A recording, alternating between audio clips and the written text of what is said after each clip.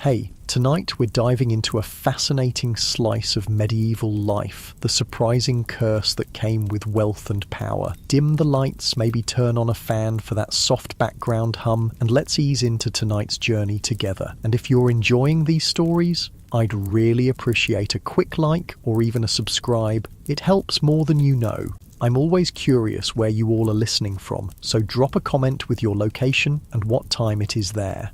Love seeing our little global community connect through these stories.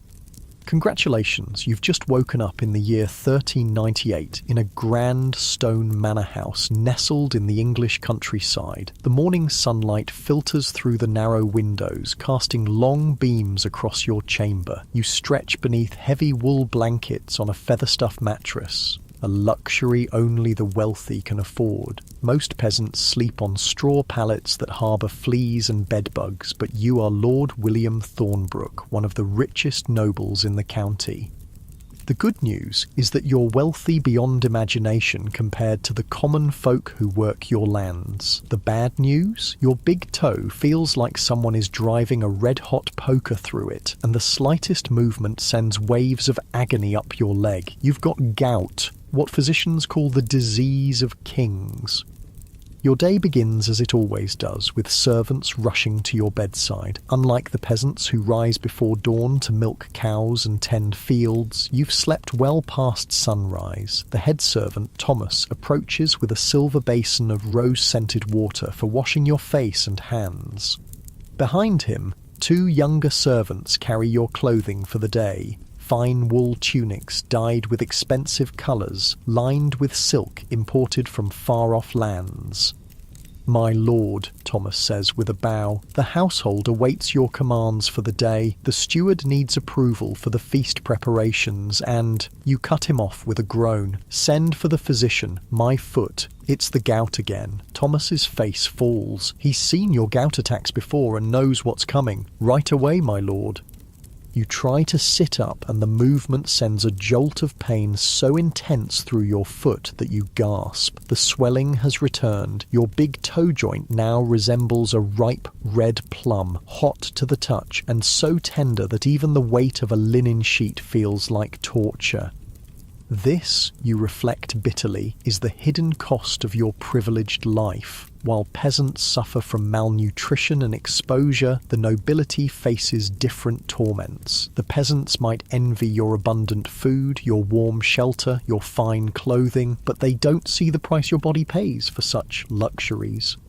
The chamber door opens, and in shuffles Master Gilbert, your physician. Unlike the village healers who treat the common folk with herbs and folk remedies, Master Gilbert studied at the great medical school in Montpellier, France. His services cost more per visit than a peasant might earn in a month, but what good is wealth if not to purchase the finest care? "My lord," Master Gilbert says gravely, setting down his leather satchel of medical instruments. "The gout has returned, I see." You grimace. "Like a bad penny. What cursed thing have I eaten this time?" Master Gilbert strokes his grey beard, examining your swollen foot without touching it. The skin is stretched tight and shiny, with a deep red hue that speaks of the fire burning beneath. "As I've explained before, my lord, it's an imbalance of the humours. The phlegm, cold and moist, has settled in your joint where it becomes corrupt and causes pain. But the underlying cause—" He hesitates, knowing you won't like his answer. Yes, you interrupt impatiently. "My rich foods and wine, the same lecture every time, Gilbert." The physician nods, unperturbed by your irritation. "Indeed, my lord, your body produces too much uric humour from the rich meats, the sweet wines, the delicacies your table offers nightly. These corrupt humours crystallise in the cooler parts of your body, most often the feet, as they are furthest from the heart's warmth." What Master Gilbert doesn't say, but what you both know, is that your gout attacks have become more frequent. Last year you suffered perhaps 3 bouts. This year you've already endured 4, and it's only autumn. Each time the pain lasts longer and your recovery grows slower. Some nobles, you know, have become so crippled by repeated attacks that they can barely walk, their toes and fingers permanently deformed by the accumulation of what physicians call tophi, hard, chalky deposits under the skin. This is the cruel irony of your station. While peasants labour from dawn to dusk, strengthening their bodies with work and subsisting on simple fare, you enjoy a life of relative leisure and sumptuous food that slowly poisons your joints. Master Gilbert opens his satchel and removes several glass vials and packets of herbs. I've brought several remedies, my lord. First, a poultice of herbs to reduce the heat and swelling. From his bag, he produces a bundle of dried herbs, meadow sweet, willow bark, and other plants known to reduce inflammation. These will be ground and mixed with wine vinegar to create a paste that, when applied to your throbbing joint, provides blessed relief. And for the pain, he continues, a tincture of poppy. This is the most precious medicine in his collection. Distilled from the seed pods of poppies grown in distant lands, it dulls even the most excruciating pain, but it comes with its own price. It clouds the mind and, used too frequently, creates a craving that can consume a person. You've seen nobles who became dependent on poppy tincture, their fortunes dwindling as they purchased more and more of the costly substance. I've also brought autumn crocus, Master Gilbert says, producing a small pouch. The Byzantine physicians found it effective for gout. It must be used carefully. Too much causes vomiting and worse, but the correct dose can shorten the duration of your suffering. What neither of you knows is that this remedy, autumn crocus, contains what modern physicians will one day call colchicine, one of the few truly effective treatments for gout. The Byzantine doctors stumbled upon this treatment centuries ago, and its use has spread throughout Europe, passed from physician to physician without understanding exactly why it works. As Master Gilbert prepares his remedies, grinding herbs with a small mortar and pestle, you stare out the window at your estate. Your lands stretch for miles. Fields, forests, villages full of peasants who work from sunrise to sunset. You collect taxes from them, protect them with your soldiers, and judge their disputes. In return, they produce the wealth that allows you to live as you do. Outside, you can see workers harvesting the autumn crops. Men swing scythes through golden wheat. Women gather and bind the cut stalks. Children glean any fallen grain. Their movements are fluid and practiced, their bodies hardened by years of physical labour. None of them, you'd wager, suffer from gout. Here, my lord, Master Gilbert says, drawing your attention back. Drink this first. He hands you a small cup containing a dark liquid. The bitter taste of poppy fills your mouth and you force yourself to swallow. Soon a warm numbness will spread through your body, dulling the sharp edges of your pain. Next comes the poultice. Master Gilbert gently applies the herb paste to your inflamed joint, then wraps it with clean linen. The coolness of the poultice provides immediate, if modest, relief. The autumn crocus I've mixed with wine, he explains, offering another cup. Drink it slowly. It may cause some stomach discomfort, but that passes quickly. You drink as instructed, grimacing at the strange taste. Then you lie back against your pillows, waiting for the remedies to take effect. Rest now, my lord, Master Gilbert advises. No rich foods today. Barley water, a little bread, perhaps some boiled chicken without the skin. I'll return this evening to check your progress. As he packs his supplies, you gesture to Thomas, who has been waiting quietly by the door. Pay Master Gilbert his fee. The physician bows and departs, leaving you alone with your thoughts and your pain. Through the window you can hear the rhythmic swish of scythes cutting wheat, the calls of workers to each other, a harvest song rising from the fields. Their lives are hard in ways you'll never experience. The constant worry about having enough food, the vulnerability to weather and disease, the relentless physical labour that wears down bodies before their time. Yet here you lie, in your fine bed in your stone manor house, crippled by pain that is, ironically, a direct result of your privilege. This is the great equalizer. While rank and wealth can shield you from many hardships, your human body remains vulnerable, subject to its own particular sufferings. Killer. The poppy tincture begins to take effect, wrapping your thoughts in cotton and dulling the sharp edges of your pain. As you drift towards sleep, you wonder, is your gout truly the worst thing about being rich in medieval times, or is it merely the physical manifestation of a deeper truth? The excess, even when it appears enviable, carries its own punishments. When you wake, the sun has moved across the sky, and the quality of light suggests it's mid-afternoon. The pain in your foot has subsided from excruciating to merely throbbing, thanks to Master Gilbert's remedies. You can think more clearly now that the worst has passed. Thomas appears at your bedside with a tray. "Barley water and bread, my lord," as the physician ordered. The barley water is bland and the bread plain, peasant fare, though of higher quality than what they would eat. Your ordinary meals are far different. Roasted meats, swimming in rich sauces, game birds, fish on fast days, all accompanied by fine wines and ales, followed by sweet confections made with expensive sugar. Your table reflects your status, each dish a statement of your wealth and power.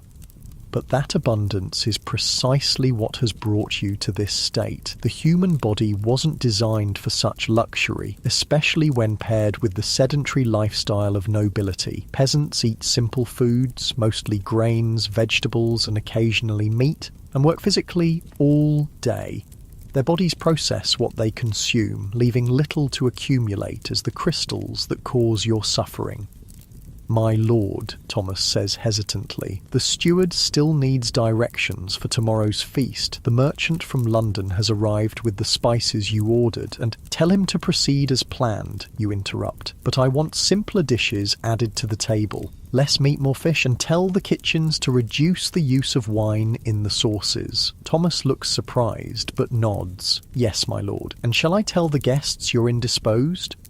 You consider this. The feast is to honour a visiting baron, a potential ally whose support you need. To be absent would be a political misstep. "No," you decide. "I'll attend. Have the servants prepare a chair with cushions where I can rest my foot, and find my walking staff."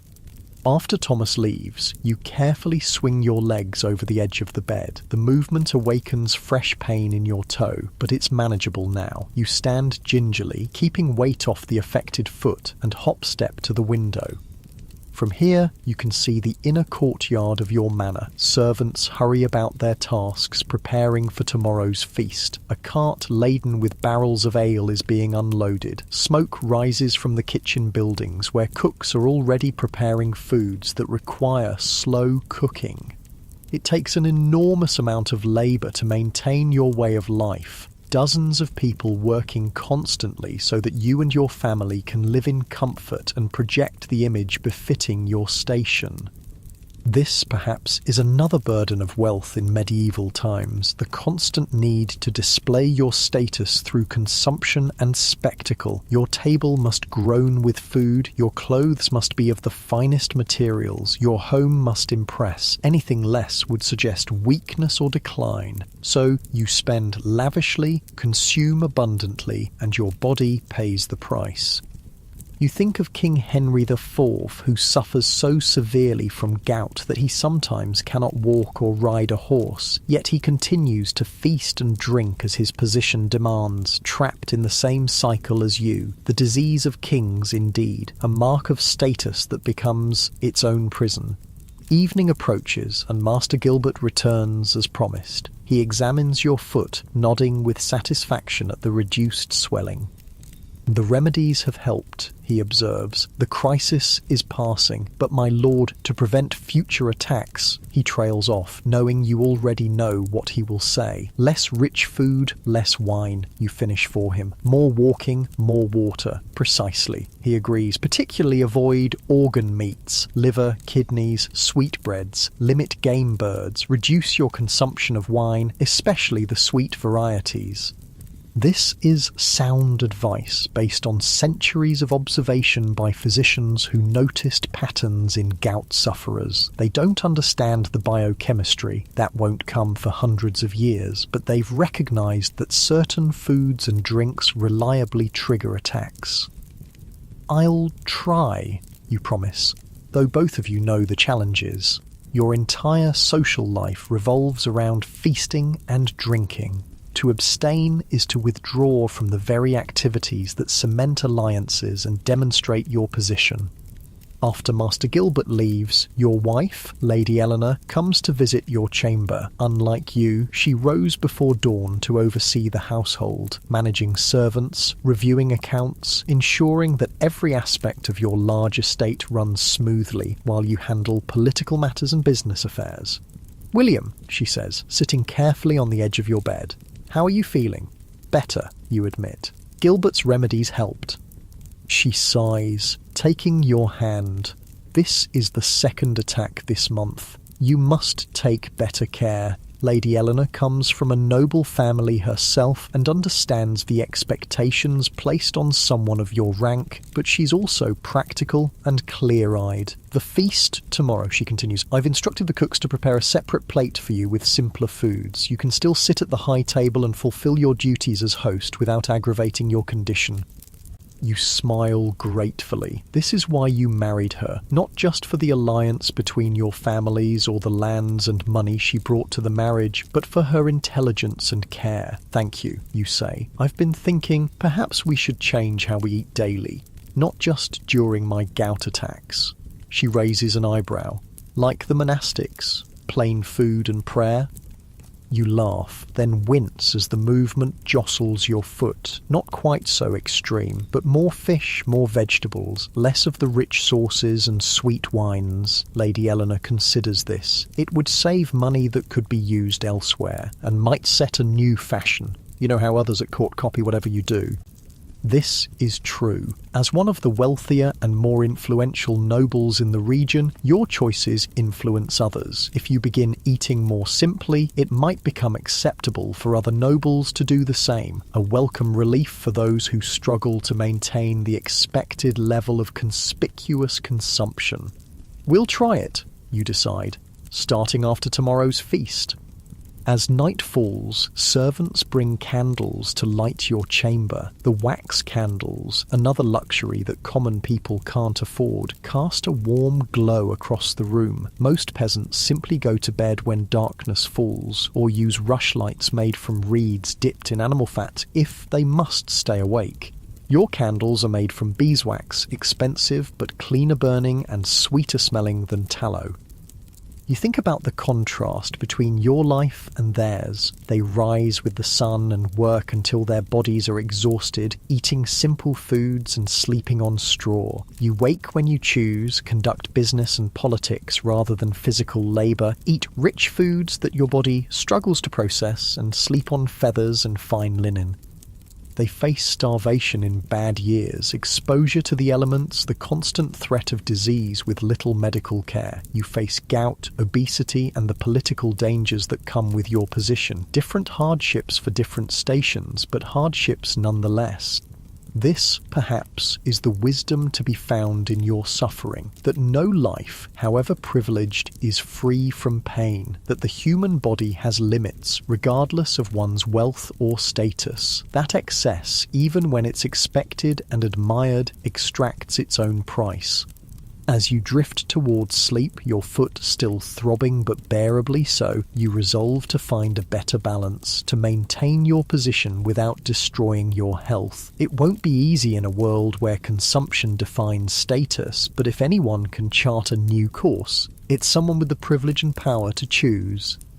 Tomorrow will bring the feast with all its temptations and obligations, but perhaps the day after will bring the beginning of a wiser path, one where you enjoy the benefits of your station without falling victim to its excesses. The worst thing about being rich in medieval times isn't just the gout, it's the golden cage of expectations that keeps you consuming things that harm you. But even golden cages have doors if one has the courage to find them and step through. Morning arrives with a pale sun fighting through the mist that clings to your estate. You awaken to find your foot improved, still tender and slightly swollen, but the fierce burning pain has subsided. Master Gilbert's remedies have done their work, particularly the autumn crocus, which seems to shorten the duration of these attacks. Today is the feast, and despite your condition, you must fulfill your duties as host. Your status demands it. Reputation in medieval society is everything, more valuable than gold, more enduring than stone castles. One hint of weakness, one public failure, and whispers spread through the nobility like wildfire. Those whispers can undermine alliances, affect marriage prospects for your children, even reach the king's ear. So you rise, allowing Thomas and another servant to dress you in your finest garments. A tunic of deep blue wool from Flanders with embroidery around the neck and sleeves, a belt with silver buckles, hose that fit snugly, and soft leather shoes that have been carefully modified to accommodate your swollen toe. The left shoe has been slit and additional leather sewn in, creating a pocket of space where your afflicted joint can rest without pressure.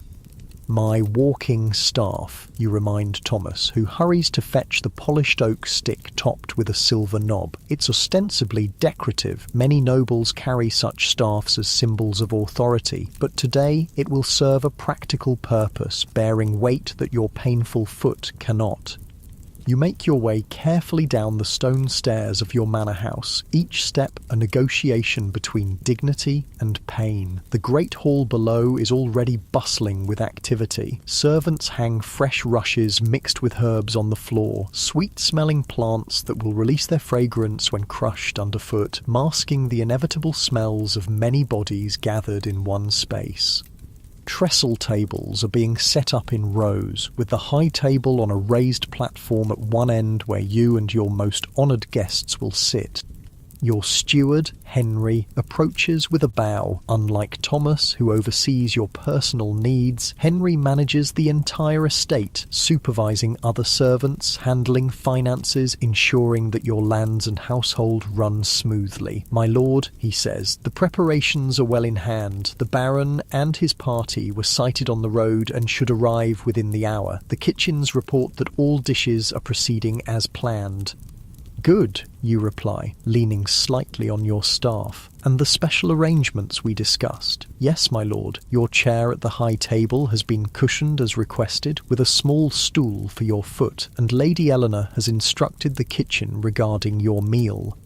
You nod, satisfied. These small accommodations will allow you to fulfill your social obligations without worsening your condition. This is the constant balance you must strike, maintaining the appearance and behaviours expected of your rank while managing the physical consequences they bring.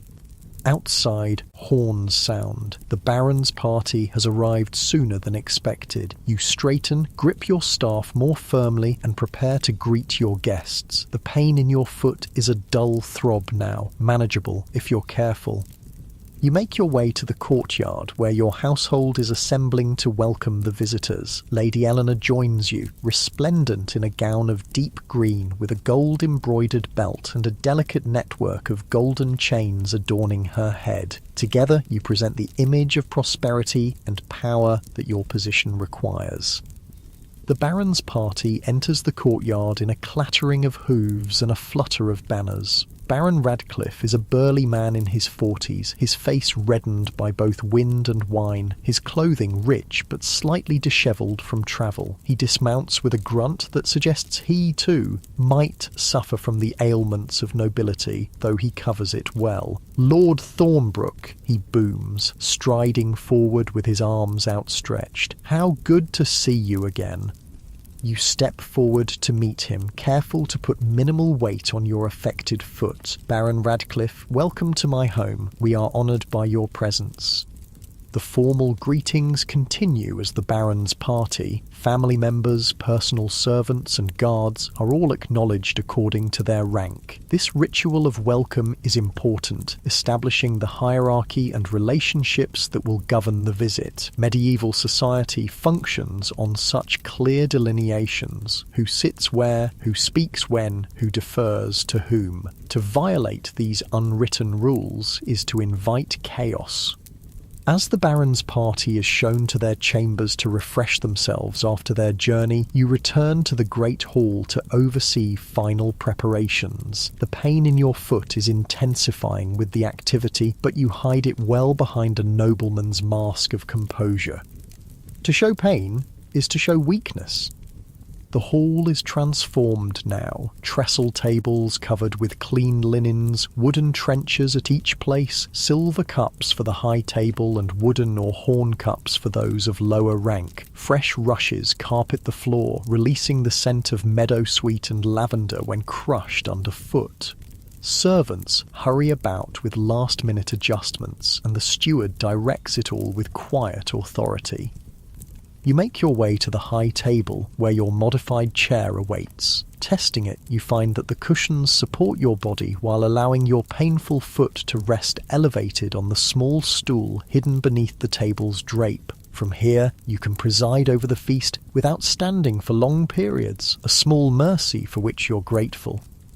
The kitchens send word that the first courses are ready, and you dispatch servants to inform the Baron and other guests that the feast will begin shortly. As you wait, Lady Eleanor joins you at the high table, leaning close to speak privately. "You're in pain," she observes, her voice too low for others to hear. "Manageable," you assure her, though in truth the throbbing has intensified to a steady burn. She gives you a knowing look. "Master Gilbert left this for you." From a small pouch at her belt, she produces a vial of poppy tincture, just enough to dull the edge, not enough to cloud your mind. You accept it gratefully, taking a small sip when no one is looking. The bitter taste is followed by that familiar warming sensation that signals relief is coming. Not complete relief, you'll still feel the pain, but it will be muffled, pushed to the background so you can focus on your duties as host. The guests begin to arrive in the hall, taking their places according to rank. The Baron and his immediate family join you at the high table, while their attendants and your household knights and officials sit at the tables below. The lower servants will eat later, after the feast is concluded, making do with the leftovers and simpler fare prepared specifically for them. The meal begins with a ceremonial washing of hands. Servants move among the tables with basins of rose-scented water and clean towels. This ritual of cleanliness is practical. Most food will be eaten with the fingers, but also symbolic, marking the transition into the formal meal. The first course arrives, borne by a procession of servants. For most guests, there are rich meat pastries, roasted fowl, and a soup of herbs and barley. At your place, as arranged with the kitchen, the offerings are simpler: boiled chicken without the fatty skin, bread, and a small portion of fish cooked with herbs. It's still luxurious compared to peasant fare, but far less likely to aggravate your gout than the dishes served to others. Baron Radcliffe, seated to your right, notices the difference. "Not partaking of the full feast, Lord Thornbrook?" he asks, tearing into a meat pastry with gusto. You smile diplomatically. "A temporary measure. My physician advises caution with certain foods." The Baron grunts in understanding. "Ah, the cursed gout, is it? The disease of kings and nobles." He lifts his wine cup in a half salute. "I've had a touch of it myself in recent years. Damnable thing." "Indeed," you agree, relieved at his understanding. "The price we pay for our position, it seems." The Baron laughs, a booming sound that turns heads at nearby tables. "Well said. The peasants don't suffer it, do they? Too busy breaking their backs in the fields to develop our refined ailments?" There's truth in his jest. Gout is rarely seen among the working classes. Their diet of simple grains, vegetables, and occasional meat provides little opportunity for uric acid to accumulate. Their constant physical labor keeps their bodies processing efficiently. It's only when you combine rich foods, particularly organ meats, game birds, and certain fish, with wine and a more sedentary lifestyle that gout flourishes. As the feast progresses, you observe the differences in consumption around you. The Baron eats and drinks prodigiously, as do many of the knights and officials at the lower tables. It's a point of pride for a nobleman to demonstrate his prosperity through abundant consumption. Yet you notice that some of the older men, particularly those who occasionally wince when shifting position, eat more moderately and water their wine. They too have learned the painful lessons that gout teaches. Between courses, minstrels perform, singing ballads of chivalry and courtly love, playing lutes and small harps. This entertainment allows diners to rest between bouts of eating and provides a cultured atmosphere befitting a noble household. It also gives you an opportunity to converse with your guests, building the relationships that are the true purpose of such gatherings. I understand the king has imposed a new tax on wool exports, you say to Baron Radcliffe, steering the conversation toward matters of mutual interest. Your estates, like his, produce significant wool for export to Flanders, where it's woven into the fine cloth that clothed Europe's nobility. The Baron scowls. Indeed, and at the worst possible time. The merchants from Bruges are already complaining about the quality of last year's clip. Add this tax and they'll look to Spain instead. This launches a discussion of trade, taxes and royal policy that continues through the next course. Other nobles at the high table join in, sharing information and opinions. This is how the medieval nobility conducts business, through conversations at feasts and gatherings, building networks of shared interest and mutual support. As the main courses are cleared away and the sweeter dishes appear, fruits preserved in honey, custards and small cakes flavoured with expensive spices from the east, your foot reminds you of its grievance. Despite the cushioned chair and elevated position, despite the poppy tincture and careful food choices, the pain has been steadily increasing throughout the meal. Lady Eleanor notices your discomfort and subtly signals to the steward. He approaches and bends to hear her quiet instruction, then nods and withdraws. Moments later, the minstrels begin a particularly engaging performance, a comic tale of a knight's misadventures that has the entire hall laughing. Under cover of this distraction, you shift in your seat, trying to find a position that offers relief. Perhaps some air, my lord, Lady Eleanor suggests quietly. The tale will keep their attention for some time. You nod gratefully. Using your staff and accepting her discreet support, you rise and make your way slowly to a side door that leads to a small garden attached to the great hall. The cool evening air is a relief after the warmth and noise inside. You should return, you tell Eleanor once you're seated on a stone bench. Our guests will notice if we're both absent. In a moment, she says, arranging her skirts as she sits beside you. First, tell me truly, how bad is the pain? You sigh, dropping the mask of noble composure you've maintained throughout the feast. Worsening, the movement, the heat of the hall. You gesture helplessly. Even with all our precautions, it's flaring again. She takes your hand, her face concerned in the fading light. Should I send for Master Gilbert? You consider this. The physician could bring stronger remedies, but to summon him during the feast would draw attention to your condition and might insult the Baron. Medieval etiquette is clear. A host must not show weakness or discomfort that might make guests feel unwelcome. No, you decide. I can manage until the feast ends. Just a few moments here to gather myself. Lady Eleanor nods, understanding both your pain and the social constraints that force you to endure it in silence. This is another burden of nobility, the requirement to maintain appearances regardless of personal cost. After a brief rest, you return to the hall, timing your entrance during a lull in the entertainment. Few seem to have noticed your absence, and those who did assume you were attending to host duties. The Baron is deep in conversation with another guest, his cup refilled yet again with the sweet wine that will, in time, likely bring him the same suffering you're experiencing now. The feast continues for another hour. More food, more wine, more entertainment. You fulfill your duties as host, engaging in conversation, ensuring the Baron and other important guests feel appropriately honoured, maintaining the delicate balance of medieval social politics, despite the fire burning in your foot. Finally, the Baron rises, swaying slightly from the effects of wine. A magnificent feast, Lord Thornbrook. Your hospitality is as generous as your reputation suggested.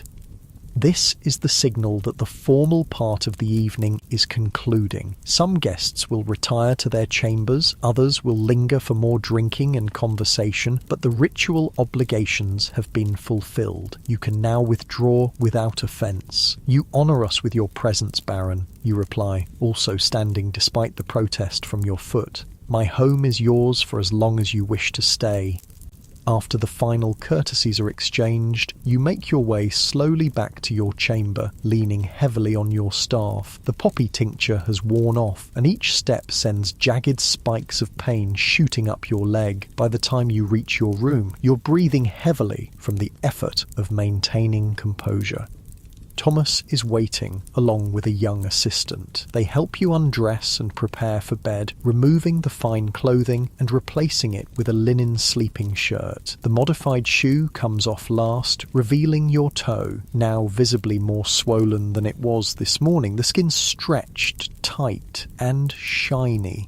"Shall I send for Master Gilbert, my lord?" Thomas asks, his face creased with concern.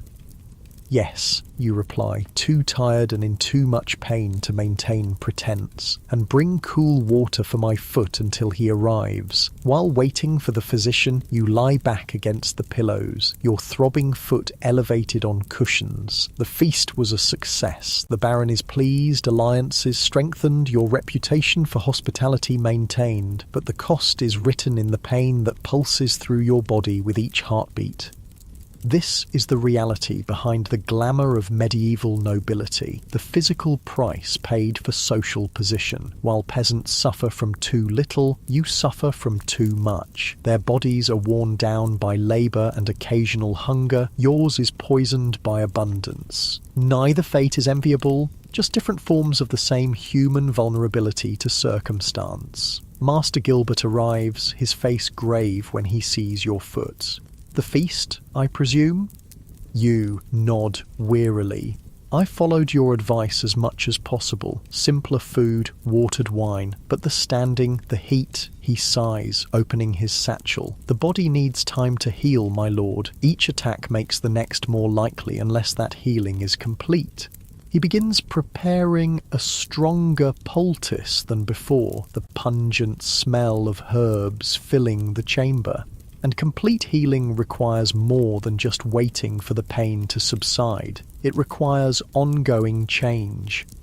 This is the challenge you face, not just recovering from this attack, but preventing the next one, and that means confronting the expectations and habits that define your position in society. Can you be a medieval lord without the feasting, the wine, the rich foods that are symbols of your status?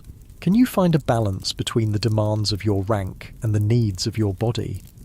As Master Gilbert applies the fresh poultice to your foot, the cool herbs bringing immediate if minor relief, you consider what changes might be possible. Perhaps more walking when you're well, more water between cups of wine, more fish and fewer game birds on your daily table. Small adjustments that might, over time, reduce the frequency and severity of your attacks. "Rest now, my lord," Master Gilbert advises, packing up his supplies. "I've left a stronger dose of poppy tincture for the night. Tomorrow we'll see how things stand." After he leaves, you take the tincture, grateful for the relief it will bring. As the medicine begins to work, dulling the sharp edges of your pain, you reflect on the day. Despite your condition, you fulfilled your duties. The feast achieved its purpose. The alliance with Baron Radcliffe is secure. Perhaps that's the real skill of nobility, not just commanding wealth and power, but navigating the costs and constraints that come with it, finding ways to meet the expectations of your position while protecting yourself from its excesses. It's a different kind of survival skill than those the peasants must master, but no less essential. The poppy tincture pulls you towards sleep, thoughts growing hazy and disconnected. Your last conscious reflection is that tomorrow, when the Baron departs, you'll begin implementing those small changes, a slightly different path that might lead to less suffering while still maintaining your place in the rigid hierarchy of medieval society.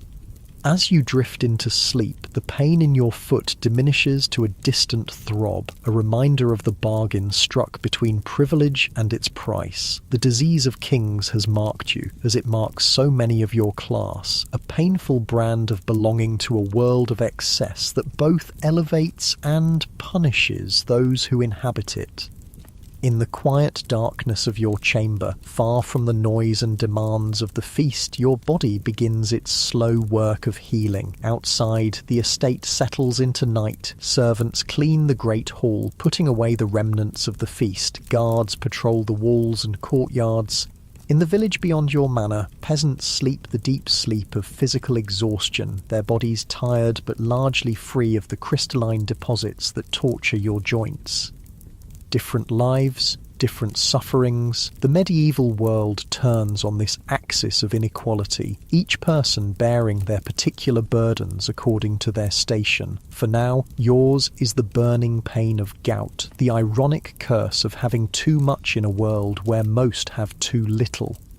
Morning arrives with the distant crowing of roosters and the soft murmur of servants beginning their daily tasks. The poppy tincture has worn off during the night, and you awaken to find your foot still swollen but less painfully so. Master Gilbert's stronger poultice seems to have drawn some of the heat from the inflamed joint. Through the narrow window of your chamber, you can see that the day promises to be fine, clear blue sky, the kind of autumn crispness that makes physical activity pleasant rather than punishing. On such a day, had you been well, you might have joined the Baron for a hunt. Galloping through the forests of your estate, falcon on wrist or hounds baying ahead, pursuing deer or boar, these are the pleasures of nobility that your gout often denies you. Thomas enters quietly, carrying a tray with a pottery cup of steaming liquid. "Good morning, my lord. Master Gilbert left this for you to drink upon waking." You prop yourself up against the pillows and accept the cup, sniffing cautiously. The bitter scent of herbs rises with the steam, meadow sweet, willow bark, and other plants known to reduce inflammation. Not a pleasant draught, but one you've become familiar with during your gout attacks. "The Baron?" you ask after forcing down the medicine. "Already breaking his fast in the hall, my lord. He mentioned plans to depart before midday. This is a relief. While Baron Radcliffe's visit was important politically, hosting always requires energy you can ill afford when gout has you in its grip. Once he leaves, you can focus on recovery without the need to maintain appearances." "Help me dress," you instruct. "Nothing elaborate. I'll break my fast privately here." Thomas selects simple clothing, a tunic of undyed wool, loose-fitting hose that won't constrain your swollen foot, and the modified shoe that accommodates your inflamed toe. Even with these accommodations, dressing is a careful negotiation with pain. Each movement that jostles your foot sends sharp reminders of your condition. Once dressed, you settle in a chair near the window. Thomas brings a tray with your morning meal, a piece of bread, some watered ale, and a small portion of cold fish left from last night's feast. This simple fare is closer to what a prosperous peasant might eat than the elaborate breakfast you normally enjoy, but Master Gilbert's advice about diet has been consistent over the years. The fewer rich foods, the better your chances of avoiding future attacks. As you eat, you hear the commotion of the Baron's departure in the courtyard below. Horses being brought around, servants loading baggage, the Baron's booming voice giving instructions to his retinue. You should be there to bid him farewell formally, but both he and you understand that your absence will be attributed to your condition. In medieval society, gout provides a socially acceptable excuse for certain breaches of etiquette. It is, after all, recognised as an ailment of the nobility, almost a mark of status in itself. Lady Eleanor will handle the farewells, performing the role of chatelaine with the grace and authority that has made her as essential to your position as your own political acumen. The partnership between lord and lady is vital in medieval governance. While you manage external relations and official duties, she ensures that the household and estate function smoothly, that guests are properly hosted, that your shared reputation for hospitality enhances your political standing. From your window, you watch the Baron's party assemble and depart, a colourful procession of horses, riders and pack animals that winds down the road toward the village that forms part of your estate. The peasants will pause in their work as the nobles pass, bowing or curtsying as required, perhaps hoping for coins tossed by a generous lord in a good mood. Such interactions between ranks are highly ritualised, the deference of the lower classes balanced by the noblesse oblige of the aristocracy. Once the Baron's party disappears from view, you allow yourself to relax slightly. The visit has achieved its purpose, strengthening your alliance with a powerful neighbour, exchanging valuable information about trade and royal politics, cementing your status within the regional nobility. These social connections are the invisible scaffolding that supports your position in the medieval hierarchy. Lady Eleanor joins you in your chamber, her face slightly flushed from the exertion of managing the Baron's departure. She sits across from you, arranging her skirts with the unconscious grace of a woman who has lived her entire life under the scrutiny that nobility brings. The Baron sends his regards and hopes for your swift recovery, she reports. He also mentioned that he suffers from similar attacks, though he tries to hide it. You nod, unsurprised. I noticed him favouring his right foot during the feast, too proud to acknowledge it openly. Of course, she agrees with a small smile. He did say something interesting, though. Apparently, he's been consulting with a Jewish physician from York who recommends cherries as a remedy for gout, claims they've reduced the frequency of his attacks. This catches your interest. Medieval medicine is a complex tapestry of traditions, the Galenic system of humours taught in European universities, herbal knowledge passed down through monastic infirmaries, folk remedies preserved by village healers, and knowledge from Islamic and Jewish physicians who often possess medical learning beyond what Christian Europe has preserved. Jewish doctors, in particular, are sought after by those who can afford their services, despite the general prejudice against Jews in medieval society.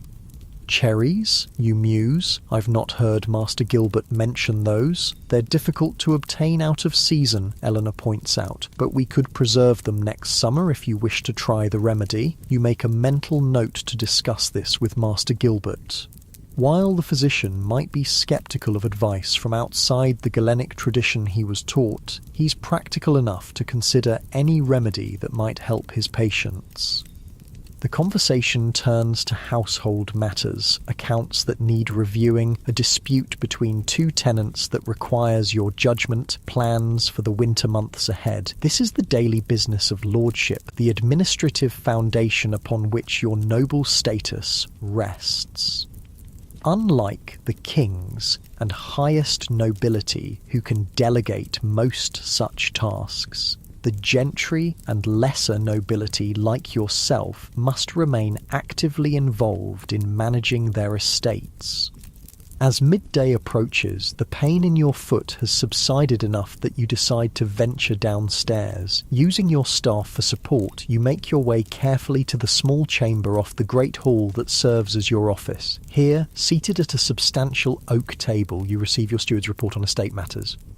"The harvest is complete, my lord," Henry informs you, consulting a tally stick notched with records of grain collected. "Better than last year, though not as abundant as we hoped. The mill has begun grinding, and the bakehouse reports the quality of flour is good." This is welcome news. The grain harvest determines not only your income for the year, as peasants pay part of their rent in crops, but also the general prosperity of your estate. A poor harvest means hunger for the peasants and reduced revenues for you. A good one means relative plenty for all and the ability to sell surplus grain for profit. "And the wool clip?" you ask, referring to the shearing of sheep that provides another major source of income. "Sent to market last week, my lord. Prices are down slightly due to the new tax, but still profitable. You discuss other matters: repairs needed to tenants' cottages before winter, timber to be cut from your woodlands, preparations for the Christmas season that will bring its own round of feasting and obligations. Throughout, your foot throbs steadily, a constant reminder of your physical vulnerability despite your social power." After the steward departs, Master Gilbert arrives for his daily examination of your condition. He unwraps the poultice from your foot, his touch professional but gentle as he assesses the swelling and discoloration. "Improving," he pronounces, "though not as quickly as I would like. The feast was a setback, as I feared." You mention the Baron's Jewish physician and his recommendation of cherries. Master Gilbert's expression remains neutral, but you detect a slight stiffening in his manner. Medieval physicians guard their professional authority carefully, and suggestions of alternative treatments can be seen as challenges to their expertise. "Cherries are cooling in nature," he says after a moment, "which might indeed help balance the hot humours that contribute to gout. When available, they could be a useful addition to your diet." This is a diplomatic response, acknowledging the potential value of the suggestion, while maintaining his position as your primary medical authority. As Master Gilbert prepares a fresh poultice, you broach the subject that has been on your mind since awakening. "I've been considering changes to my daily regimen," you tell him, "not just during attacks, but as a regular practice." The physician looks up, his interest clearly piqued. "What sort of changes, my lord?" "Or simpler food daily, not just when I'm suffering. More fish, fewer game birds and organ meats, less wine, more water." You pause, then add, "and more physical activity when I'm well, walking the estate rather than always riding, perhaps." Master Gilbert's face shows cautious approval. "These would be wise adjustments, my lord. The body thrives on moderation, as Hippocrates teaches us. Excess in food, drink, or sloth creates imbalances that manifest as ailments like gout." This reference to Hippocrates is typical of university-trained medieval physicians who base their practice on ancient Greek medical texts transmitted through Arab scholars and Latin translations. The theory of the four humours, blood, phlegm, black bile and yellow bile, forms the foundation of their understanding, with health representing a balance among these substances and disease resulting from imbalance. The challenge, you admit, is maintaining such moderation when one's position demands otherwise. Feasts like yesterday's cannot be avoided entirely. True, the physician acknowledges, applying the fresh poultice to your foot, but they might be occasions rather than habits. And even during such events, careful choices can mitigate the harm. He wraps clean linen around your foot to secure the poultice. I would be remiss, however, if I didn't mention another factor that affects the humours. Which is the passions, my lord. Anger, anxiety, excessive concern with worldly matters. These inflame the blood and contribute to conditions like gout. The ancients recommended tranquility of mind as essential to physical health.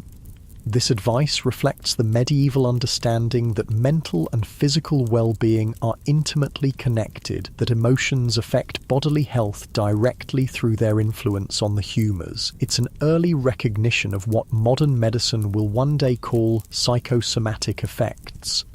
You consider this thoughtfully. The life of a medieval lord is filled with concerns: managing an estate, navigating political alliances, ensuring family succession, balancing the constant demands from above, your obligations to the king and higher nobility, and below, your responsibilities to those dependent on you. Tranquility seems an impossible luxury.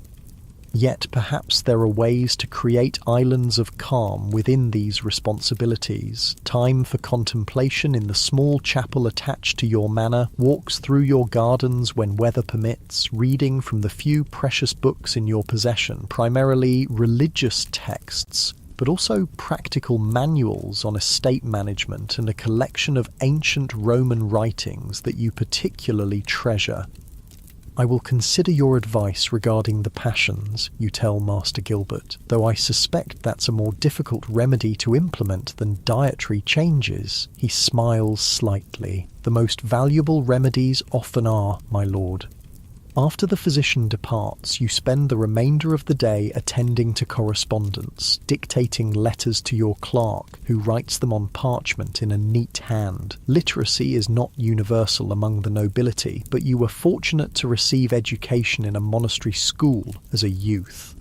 The ability to read documents without relying entirely on others gives you an advantage in both business and politics.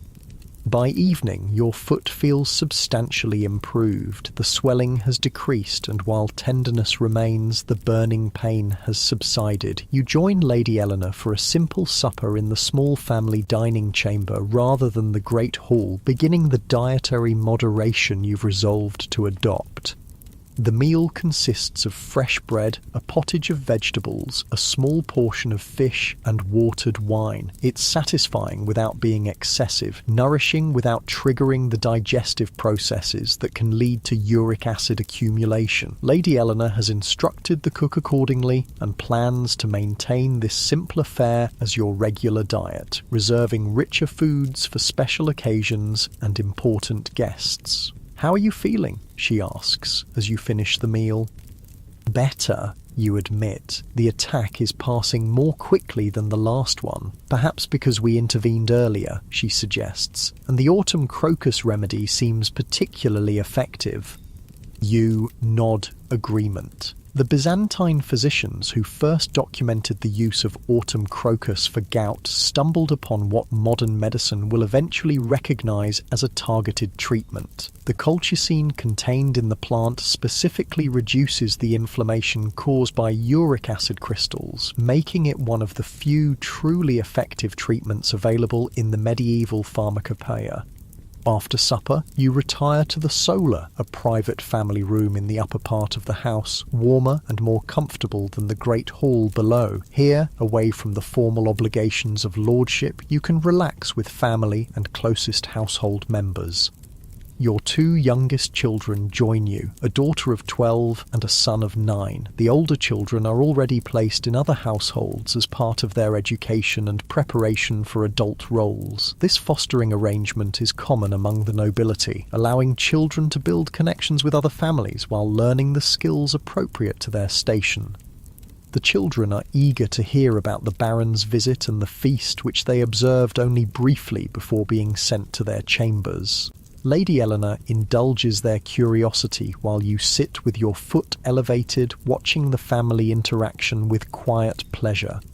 This is another aspect of noble life that differs from the peasantry, the nature of family relationships. Peasant children remain with their parents, working alongside them from an early age. Noble children, by contrast, are often sent to other households or to specialized training. Daughters may enter convents for education. Sons might train as pages and squires in preparation for knighthood. The emotional distance this creates is considered necessary for developing the character and connections required of the nobility. As darkness falls, servants bring candles and stoke the small fireplace in the solar. The warm glow creates a cozy atmosphere as Lady Eleanor supervises the children's evening prayers before they're escorted to their chambers by their nurse. You should rest, she tells you once they've gone. Tomorrow you have tenants' disputes to judge, and that requires a clear head. You know she's right. As lord of the manor, you serve as judge in the manorial court, settling disputes among your tenants according to local custom and your sense of justice. This judicial role is a fundamental aspect of lordship, one that directly affects the lives of those under your protection and authority. With your wife's assistance, you make your way back to your chamber, where Thomas has prepared everything for the night. Fresh linens on the bed, a cup of herbal tea to promote sleep, a chamber pot discreetly positioned for nighttime needs. These small comforts of noble life are taken for granted until illness makes you appreciate them anew. As you settle into bed, you reflect on the day. The Baron's visit has strengthened an important alliance. Your estate's harvest is secure, your gout is improving, and you've resolved to make changes that might prevent future attacks. All in all, a successful navigation of the challenges that come with your position. Yet underlying these practical matters is a deeper question that your gout has forced you to confront. What does it mean to be a good lord in medieval society? Is it possible to fulfill the obligations of your rank while avoiding the excesses that harm your health? Can you find a balance between the demands of status and the needs of your body? These are not questions that your peasants must ask themselves. Their challenges are more immediate: securing enough food, keeping shelter sound, surviving the next winter or bout of disease. But perhaps there's wisdom to be found in their simpler approach to life. Eat what nourishes. Work with purpose. Rest when the body requires it. As sleep approaches, you wonder if your gout might be not just a curse, but also, in some strange way, a blessing, a painful reminder of human limitations that even wealth and power cannot overcome, a prompt to find a more sustainable way to inhabit your privileged position in the rigid hierarchy of medieval society. Tomorrow will bring its own challenges, disputes to settle, correspondence to manage, estate matters to oversee, but perhaps it will also bring opportunities to implement the changes you've contemplated, small adjustments that might, over time, allow you to fulfill your duties as lord, while reducing the physical price you pay for privilege. The disease of kings has taught you a humbling lesson, that beneath the trappings of rank and power you remain subject to the same bodily vulnerabilities as the humblest peasant on your lands, different in manifestation perhaps, but equal in their reminder of human frailty. With this thought, you drift towards sleep, your foot still throbbing gently but bearably, a physical echo of the day's reflections on the paradoxes of power and privilege in the medieval world. Outside your manor house, the estate settles into night. In the great hall below, servants bank the central hearth fire to keep embers alive until morning. Guards make their rounds along the walls and courtyards. In the stables, horses shift and snort in the darkness. The rhythms of medieval life continue, ordered by rank and custom, each person performing their allotted role in the great social tapestry. In the village beyond your walls, peasants sleep in their simple cottages, bodies tired from the day's harvest labour. Their dreams might include fantasies of noble life, the fine clothes, the abundant food, the leisure to pursue pleasure rather than necessity. They cannot know that in your grand bed, with its feather mattress and linen sheets, you sometimes envy the physical resilience their lifestyle builds. This mutual incomprehension, the gap between how each rank imagines the other's experience, is part of what maintains the medieval social order. If peasants truly understood that lords suffer their own particular pains, if lords fully appreciated the wisdom contained in simpler ways of living, perhaps the rigid boundaries between classes might begin to blur. But such awareness is rare in your time. For most, the hierarchical world is simply the natural order ordained by God and maintained by tradition. The lord in his manor, the peasant in his cottage, the priest in his church, the merchant in his shop. Each has a place with duties and privileges appropriate to that station. Your gout has granted you a glimpse across these boundaries, a recognition that human bodies share fundamental needs and vulnerabilities regardless of rank. Whether this insight will change how you wield your authority remains to be seen, but as sleep claims you, the possibility of a different approach to lordship, one that balances privilege with moderation, seems worth pursuing, both for your health and for the well-being of those under your protection. The medieval world turns on its axis of inequality, each person bearing their particular burdens according to their station. For tonight, at least, yours has eased enough to allow rest, a temporary reprieve in the ongoing negotiation between your social position and your physical nature. Tomorrow will bring its own challenges, but also opportunities to apply the wisdom that suffering has taught you, if you have the courage to heed its lessons. Morning light seeps through the narrow window of your chamber, painting a pale rectangle across the rushes on the floor. You awaken to find your foot greatly improved, still tender when you flex your toe, but the angry swelling has subsided. Master Gilbert's remedies, particularly the autumn crocus, have done their work well this time. Thomas enters quietly, carrying a basin of warm water and fresh linens. "Good morning, my lord. How do you fare today?" "Better," you reply, carefully sitting up and placing your feet on the floor. The twinge in your toe is minimal, a vast improvement over the searing pain of 2 days ago. "I think I'll join the household for morning prayers." Thomas helps you dress in clothing appropriate for a lord attending to daily business. Good quality, but not overly formal. The heavily embroidered tunics, fur-lined cloaks, and elaborate accessories that you wear for important social and political occasions remain in their chests today. Such finery is not just decoration, but a form of communication in medieval society, instantly signalling your rank and prosperity to all who see you.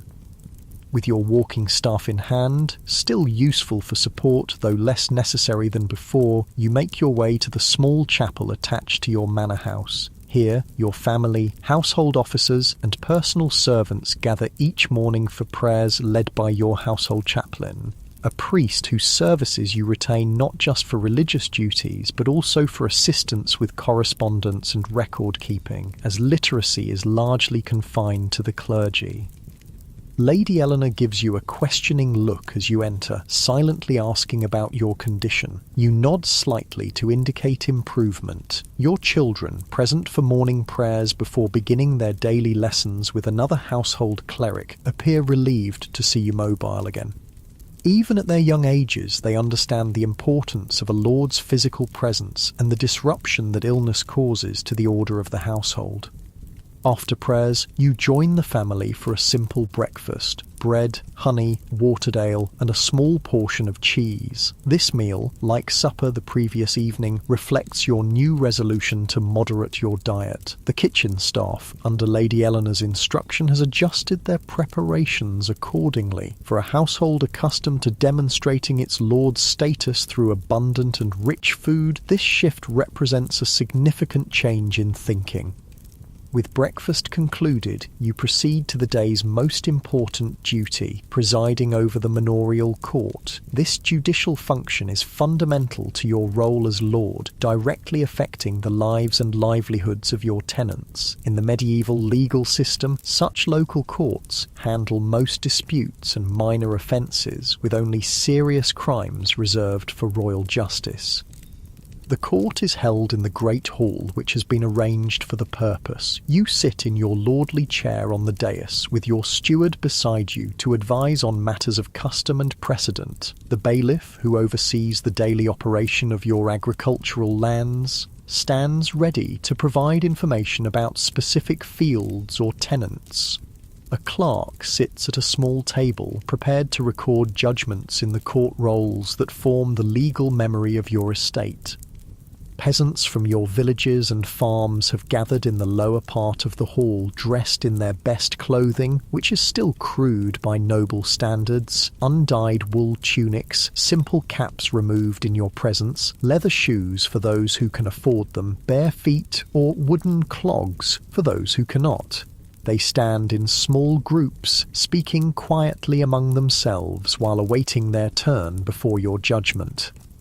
The first case involves a boundary dispute between two tenant farmers. Their strips of land in the common fields have become confused after spring ploughing, leading to accusations of encroachment. Both men approach the dais, bowing awkwardly before presenting their claims. You listen carefully, then question the bailiff about the specific location and history of the disputed land. Such cases require Solomon-like wisdom. The productivity of your estate depends on peaceful relations among your tenants and fair distribution of agricultural resources. After deliberation, you render a judgment that splits the disputed area, with each farmer receiving half. Neither is entirely satisfied, but both accept your decision without protest. Your authority as lord is rarely questioned openly, even when tenants might grumble privately. More cases follow. A miller accused of taking excessive payment for grinding grain, a woman claiming her deceased husband's rights to their cottage, a dispute over damage caused by wandering livestock. Each requires attention to local custom, awareness of family relationships within the village, and consideration of how your judgment will affect both the specific case and the broader community. Throughout the proceedings, your foot remains relatively comfortable, allowing you to focus on matters at hand rather than your physical discomfort. This is a welcome change from previous court sessions held during gout attacks, when pain made concentration difficult and shortened your patience with the often tedious details of peasant disputes. The final case of the day proves the most challenging. A tenant named John Weaver has failed to perform his required labour service on your domain land, the portion of the estate that produces directly for your household rather than being rented to tenants. The bailiff reports that this is John's third such offence this year. John approaches the dais, cap clutched in calloused hands, eyes downcast in the presence of his lord. He's a thin man of middle years, his face weathered by a lifetime of outdoor labour. When asked to explain his absence from required work, he hesitates before responding. "My lord, my wife has been ill these past months, a wasting sickness that leaves her too weak to tend our home or care for our younger children. On the days I was called to your fields, there was no one else to fetch water, prepare food, or watch the little ones." The bailiff interjects, "His oldest daughter could have managed those tasks, my lord. She's of sufficient age." John shakes his head. "She was already working as a day labourer for the miller's wife, earning coin we sorely need for medicines. I could not call her home without losing that income. This presents a dilemma. Labour service is a fundamental obligation of tenancy in your feudal system. To ignore its neglect undermines the very foundation of your authority and economic power. Yet there is also an obligation of lords toward their people, a responsibility to show mercy when circumstances warrant." You consider John's situation carefully. His explanation rings true. You've heard reports of a persistent fever afflicting several families in the village this past summer, and unlike some tenants who shirk their duties out of laziness or defiance, John has previously been reliable in fulfilling his obligations. "What remedies has your wife received for her illness?" you ask, genuine concern mixing with curiosity about the medical practices of your tenants. John looks surprised at the personal question. "The village wise woman has provided herbal draughts, my lord, feverfew and chamomile mainly, and we've paid for prayers to be said at the parish church." This combination of herbal medicine and spiritual intervention is typical of peasant healthcare. Unlike you, they cannot afford physicians trained in Galenic theories of humours and sophisticated treatments. Their medicine is largely practical, based on traditional knowledge of local plants and their properties, supplemented by religious practices believed to invoke divine healing. After a moment's reflection, you render your judgment. You will make up the missed Labour Days before Michaelmas, you tell John, referring to the important harvest festival at the end of September. But given the circumstances, no additional penalty will be imposed. This is a moderate response, maintaining your rights while acknowledging the genuine hardship that prevented their fulfilment. The bailiff looks slightly disapproving, preferring stricter enforcement of obligations, but accepts your decision without comment. John bows deeply, relief evident in his posture. "Thank you for your mercy, my lord. The days will be made good, I swear it." As he turns to leave, you add, "And John, tell your wife that Lady Eleanor will send remedies from our own stores that may help her recovery."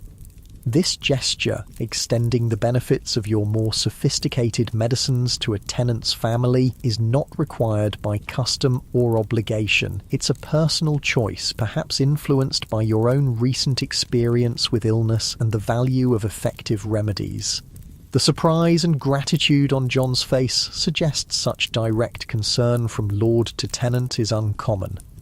With the court session concluded, you retire to your small office chamber for a midday meal. The morning's activities have tired you, but not exhausted you. Another sign of your improving condition. The simple food, bread, cheese, and a small portion of cold chicken provide sustenance without the heaviness that often follows the rich meals typically expected of your station.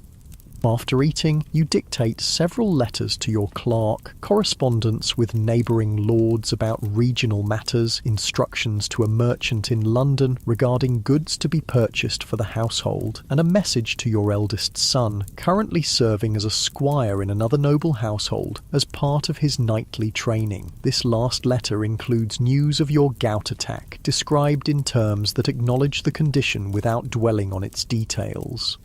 Excessive concern with bodily ailments is considered unseemly among the nobility, who are expected to bear physical discomfort with stoic dignity. As the clerk seals the letters with your personal signet, Master Gilbert arrives for his daily examination of your condition. You dismiss the clerk to allow private consultation with the physician. "A marked improvement, my lord," Master Gilbert pronounces after examining your foot. The swelling has receded significantly and the colour is nearly normal. The autumn crocus has proven particularly effective in your case. As you predicted, you acknowledge, and I've adhered to your advice regarding diet, even during this morning's court session when my patience was tested. The physician nods approvingly. Maintaining such moderation will serve you well, but now that the acute attack is passing, we must consider preventive measures to extend the period before the next occurrence.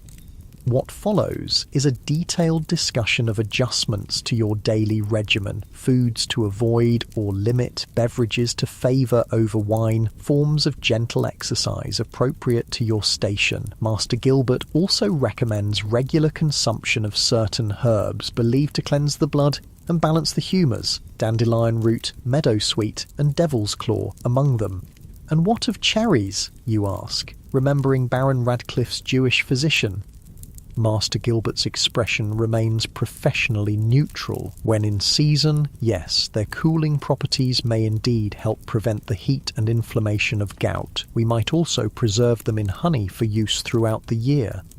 This willingness to incorporate suggestions from outside his own training speaks well of Master Gilbert's practical approach to medicine. While many physicians of the era rigidly adhere to the theories taught in medical schools, primarily based on ancient Greek and Roman texts, the best practitioners also value empirical observation and are willing to adopt remedies that prove effective, regardless of their source. After the physician departs, you decide to take advantage of your improved mobility and the fine autumn weather. With your walking staff as support, you venture into the gardens attached to your manor house. These are not merely decorative, but serve practical purposes, providing herbs for the kitchen and medicine chest, flowers for household decoration, and a pleasant space for gentle exercise and contemplation. The garden paths are carefully maintained with gravel, making them suitable for walking even in delicate health. As you move slowly along them, savouring the crisp air and the scent of late-blooming herbs, you reflect on the past few days and the insights your illness has prompted. The attack of gout, while painful, has forced a pause in your usual activities, a rare opportunity for reflection in the busy life of a medieval lord. The constant demands of managing an estate, navigating political relationships, and fulfilling the social obligations of your rank typically leave little time for considering deeper questions about how you live and rule. Yet these days of enforced rest have prompted exactly such thoughts. Is there a way to fulfill your duties as Lord while avoiding the physical excesses that trigger your gout? Can you find a balance between the expectations of your station and the needs of your body? Might there even be wisdom in the simpler lifestyles of those beneath you in the social hierarchy? Your contemplation is interrupted by the arrival of Lady Eleanor, who has come to check on your well-being. She falls into step beside you, her presence comfortable and familiar after nearly 20 years of marriage. You seem deep in thought, she observes. I've been considering changes, you reply, not just in diet and physical habits, but in how we conduct our household generally. The constant feasting, the emphasis on displaying our status through consumption, it takes a toll not just on my health, but on our resources as well. She nods thoughtfully. I've had similar reflections. The waste from our table alone could feed several tenant families, and the cost of spices and imported luxuries has increased substantially in recent years.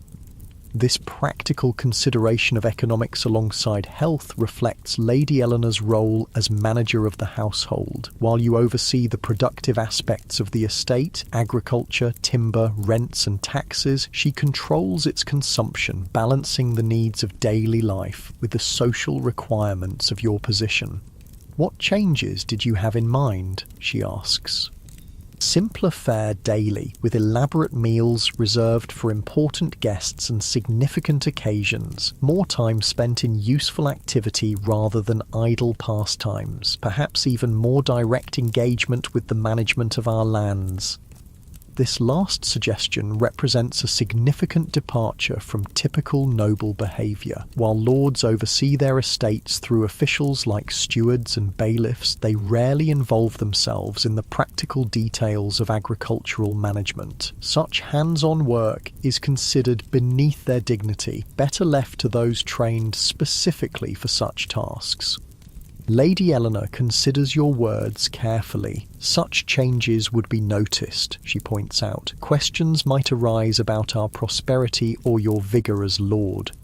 This is a valid concern. In medieval society, consumption and display are not merely personal choices, but social communications. A lord who suddenly lives more simply might be perceived as suffering financial difficulties or losing political power. Such perceptions can become self-fulfilling as allies distance themselves from those they perceive as declining in fortune.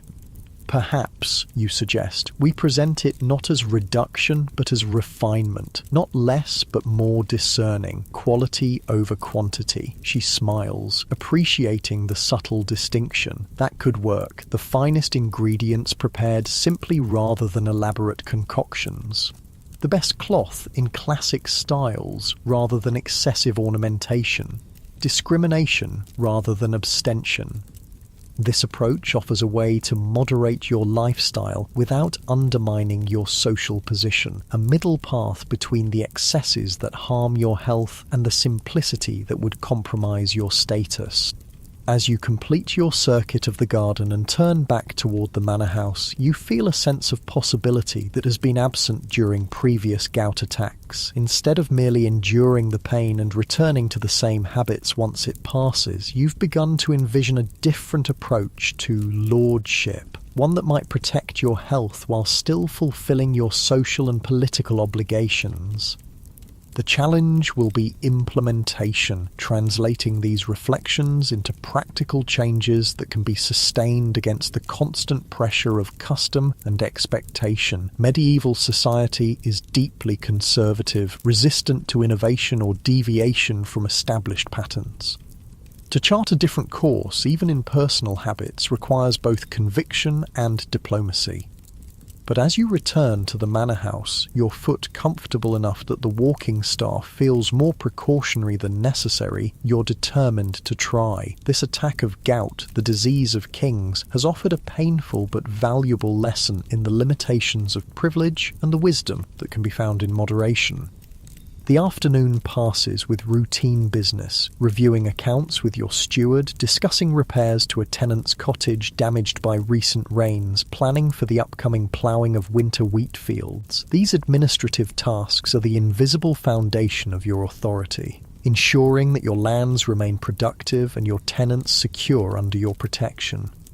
By evening, you're tired but satisfied with the day's accomplishments. Your foot has remained comfortable enough to allow normal activity, though you've been careful not to overexert yourself. The dietary moderation continues at supper, a simple meal of bread, fish and vegetables, with watered wine rather than the full-strength vintage you typically favour. As darkness falls and the household prepares for sleep, you reflect on the day, a successful return to your duties as lord, managed without compromising your health. It's a small victory, but an encouraging one, suggesting that the balance you seek between position and well-being might indeed be possible. The candles are extinguished, and the manor house settles into the profound darkness of the medieval night. Outside, a guard calls the hours, his voice carrying across the quiet courtyard. From the village beyond your walls comes the occasional bark of a dog or the distant lowing of cattle. But otherwise, silence reigns as your people rest in preparation for another day of labour. In your comfortable bed, with Lady Eleanor sleeping beside you, you drift towards sleep with a sense of cautious optimism. The worst of your gout attack has passed, leaving behind not just relief but insight. The disease of kings has taught you something about the nature of nobility itself.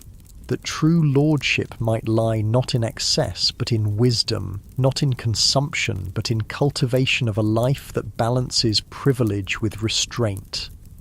Whether this lesson will endure beyond the memory of pain remains to be seen. The pressures of your position, the expectations of your peers, the deep-rooted habits of a lifetime, all will push against the changes you've contemplated. But for tonight, at least, you rest easily, your body healing and your mind opened to new possibilities for inhabiting your role in the intricate hierarchy of medieval society.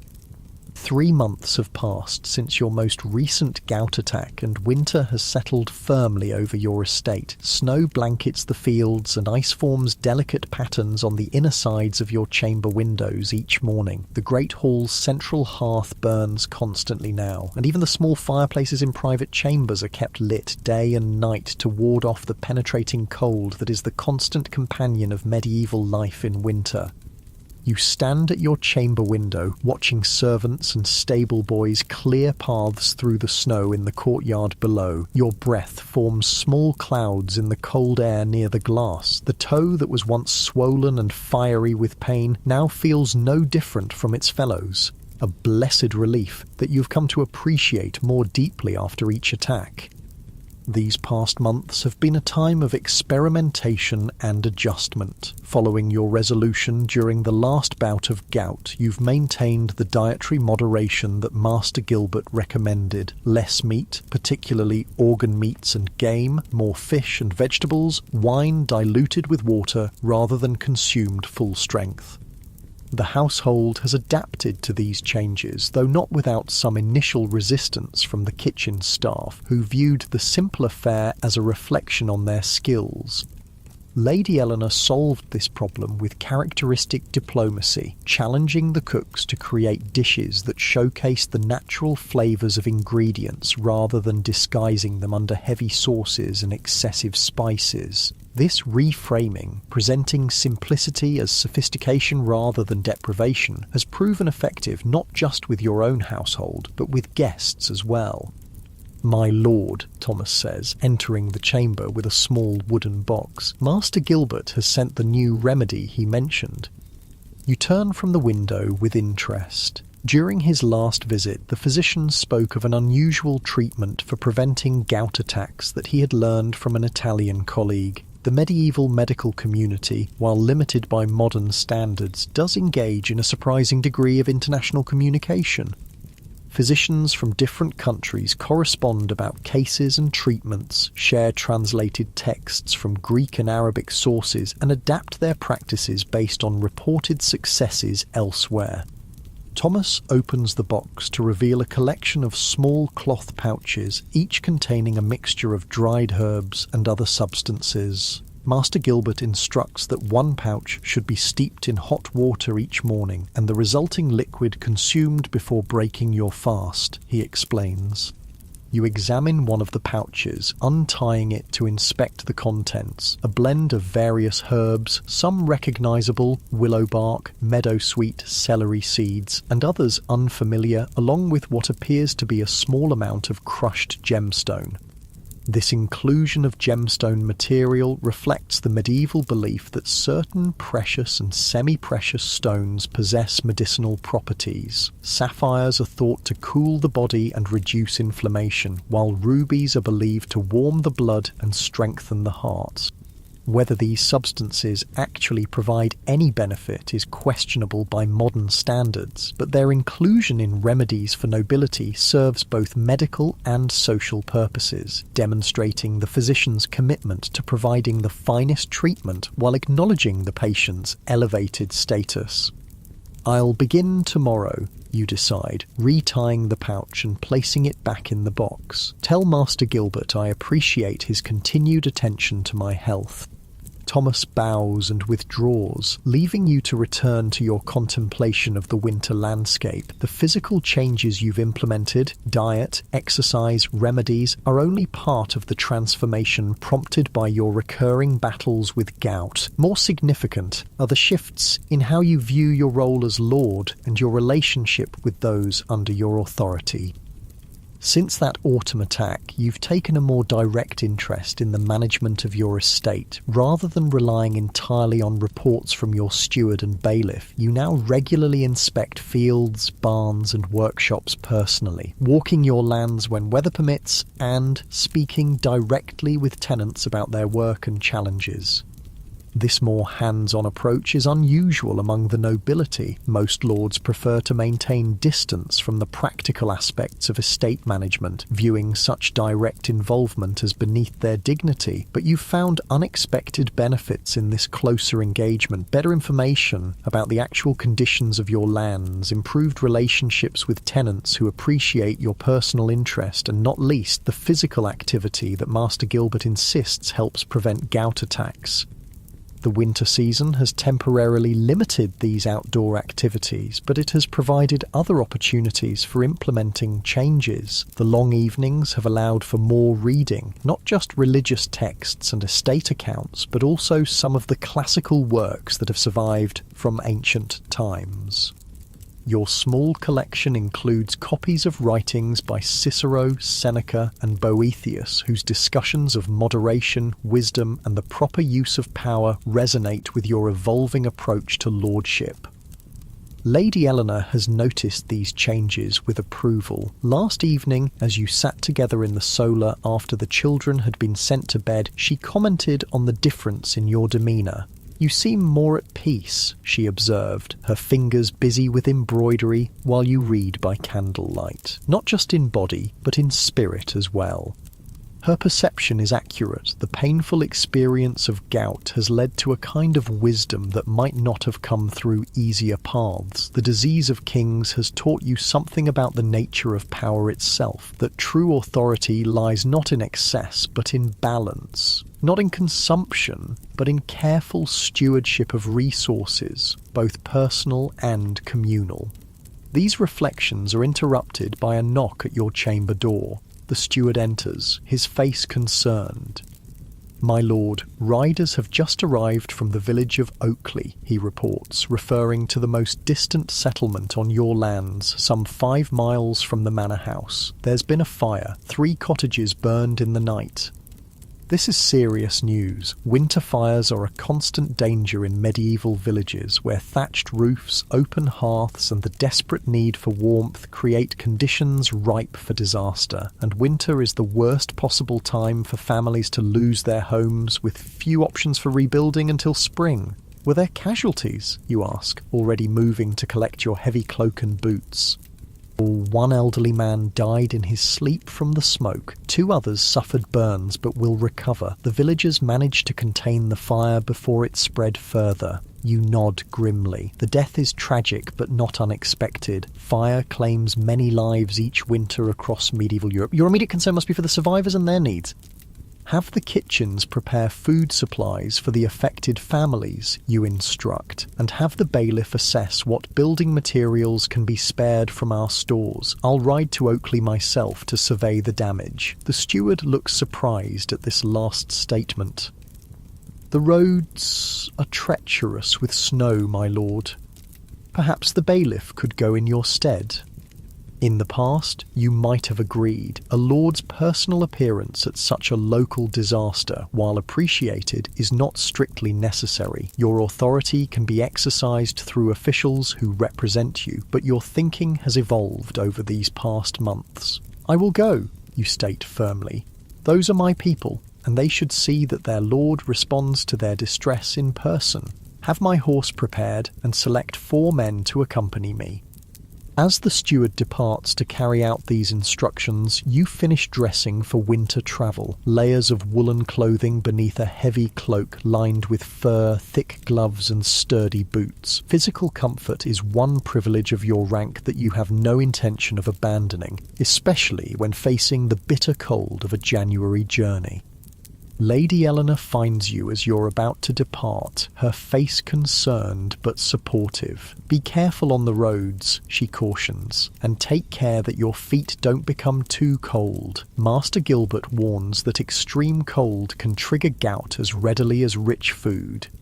Her concern touches you. In many noble marriages, arranged for political and economic advantage rather than affection, such personal care is not guaranteed. You and Eleanor have been fortunate. Your union, while initially planned by your families for the usual practical reasons, has developed into a partnership of genuine respect and affection. I'll be cautious, you promise, and I should return before nightfall. The journey to Oakley is indeed challenging. The roads, little more than dirt tracks in good weather, are now snow-covered and slippery. Your horse moves carefully, breath steaming in the cold air. The men accompanying you, 2 household guards and 2 servants, remain vigilant for the multiple hazards of winter travel, from hidden ice to the rare but real possibility of wolves driven by hunger to approach human settlements. The medieval landscape through which you travel appears deceptively peaceful under its blanket of snow. Fields lie dormant, waiting for spring planting. The forests that provide timber, game and foraging for your estate stand silent, their bare branches etched against the grey sky. Occasional wood smoke rising from cottages or charcoal burners' camps provides the only sign of human activity. This apparent tranquility masks the constant struggle for survival that defines winter in medieval Europe. For the peasants on your lands, these months are the most precarious. Stored food dwindles, illness spreads in close quarters, and the cold itself becomes an enemy to be fought with insufficient weapons. Unlike you, they cannot afford multiple layers of fine wool and fur-lined cloaks. Their cottages lack the fireplaces and chimneys that make your manor bearable in winter. Their diets, already simple in plentiful seasons, become increasingly sparse as stored provisions diminish. Your gout, painful as it is, seems a minor burden when compared to their winter hardships, yet there is a connection between your condition and theirs. Both reflect the realities of medieval life, the constraints that even wealth and power cannot fully overcome. Your body, for all its privileged care, remains vulnerable to imbalances and excesses.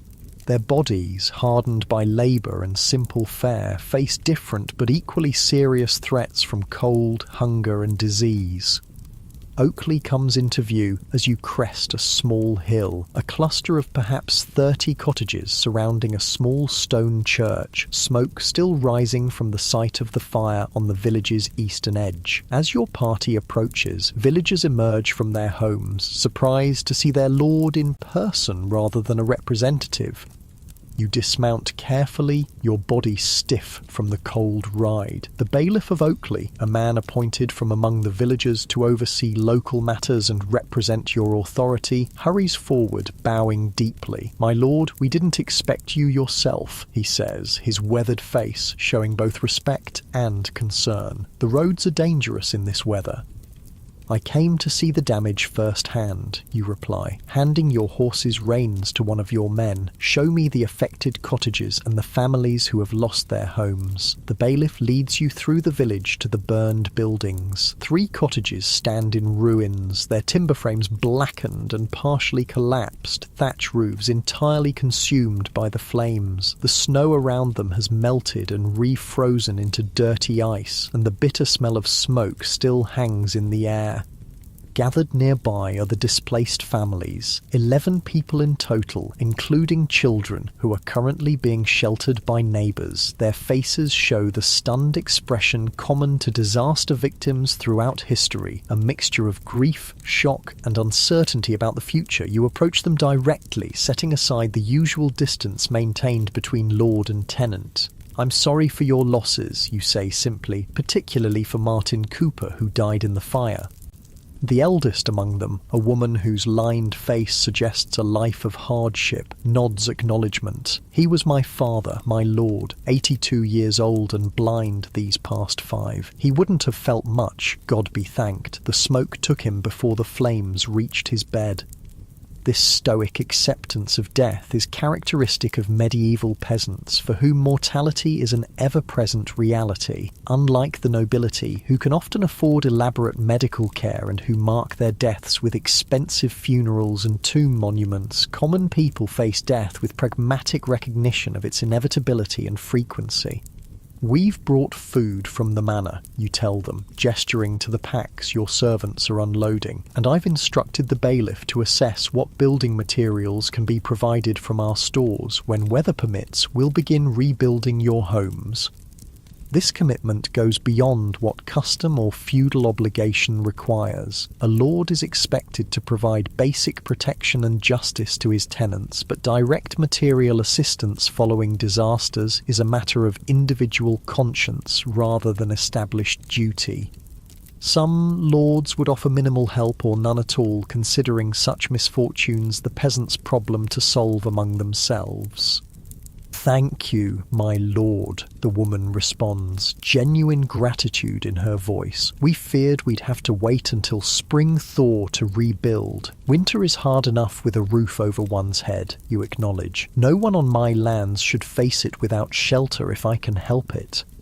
This statement represents the evolution in your thinking about lordship, a shift from seeing your position primarily in terms of rights and privileges to understanding it equally in terms of responsibilities and care. The disease of kings has humbled you in some ways, making you more aware of human vulnerability regardless of rank, more conscious of the interdependence that undergirds the seeming hierarchy of medieval society.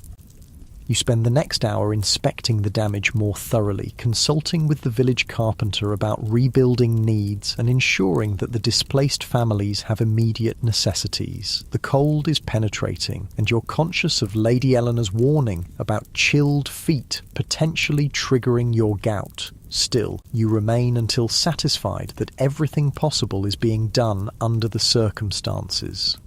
As you prepare to depart, the elderly woman approaches again, something clutched in her gnarled hands. "For your kindness, my lord," she says, offering a small cloth pouch similar to those containing Master Gilbert's remedies. "My mother taught me to make this for joint pains. It helped my father when his hands knotted with age." You accept the humble gift with genuine appreciation, recognizing it as a significant gesture from someone who has little to give. "What does it contain?" you ask. Nettles gathered in spring, dried and crushed, she explains. Willow bark too, and a bit of meadowsweet. Steep it in hot water and drink it when the pain comes. The ingredients are remarkably similar to some of Master Gilbert's prescriptions, though lacking the exotic additions and theoretical framework that characterize formal medieval medicine. This folk remedy, passed through generations of practical experience rather than academic study, represents another kind of medical knowledge, one based on observation and tradition rather than ancient texts and university learning. I'll use it with gratitude, you promise, carefully tucking the pouch into your cloak. This exchange, a lord accepting healing knowledge from a peasant woman, would seem unusual to many of your peers who maintain rigid distinctions between their own sophisticated medical care and the superstitious practices of common people. But your experience with gout has made you more open to wisdom from unexpected sources. The return journey to your manor passes without incident, though darkness is falling as you arrive. Lady Eleanor greets you with relief, having worried about winter travel hazards. Over a simple but warming supper, you describe the situation in Oakley and the assistance you've promised. A generous response, she comments approvingly. More than most lords would offer. Perhaps, you acknowledge, but it seems to me that true lordship lies in protection and care, not just collecting rents and services. These past months have shown me that privilege brings responsibility alongside its comforts. She smiles, recognizing how much your thinking has evolved since that painful autumn day when gout laid you low. The disease of kings has taught you something about being a better lord, it seems. Indeed, you agree, raising your cup of watered wine in a small salute. Pain can be an effective teacher when we're willing to learn its lessons. That night, as you prepare for bed, you realize that your feet remain comfortable despite the day's exertions and exposure to cold. Whether through the dietary changes, Master Gilbert's remedies, increased physical activity, or some combination of these factors, your gout has remained at bay through the early winter months when attacks were previously common. More significantly, the perspective gained through your experience with gout has transformed your approach to lordship itself. The painful reminder of bodily vulnerability, common to all humans regardless of rank, has fostered a greater sense of connection with those under your protection. The recognition that excess harms rather than enhances has led to moderation not just in diet but in how you wield authority. The awareness that wisdom can come from unexpected sources has opened you to knowledge beyond the usual channels of noble education. These are profound shifts in a society where rank and hierarchy are considered divinely ordained and immutable. Medieval culture does not encourage questioning established social roles or the privileges that accompany them, yet your personal experience has led you to a more nuanced understanding of your position, not rejecting its authority, but redefining how that authority is best exercised. As sleep approaches, you reflect that perhaps this is the hidden gift within the disease of kings, not just the physical reminder of human limitations, but the opportunity to develop a wiser approach to power itself. Gout, for all its painful manifestations, has offered a lesson in balance that extends far beyond diet and physical habits. Outside your manor house, winter holds the medieval world in its grip. In villages across your lands, peasants huddle around meagre fires, making do with dwindling food stores until spring brings renewal. In the homes of neighbouring lords, other nobles feast less moderately than you now do, some perhaps already feeling the first twinges of the crystalline deposits that signal impending gout attacks. In monasteries and universities, physicians continue their studies of humoral theory, seeking understanding of conditions like gout through ancient texts rather than modern scientific methods.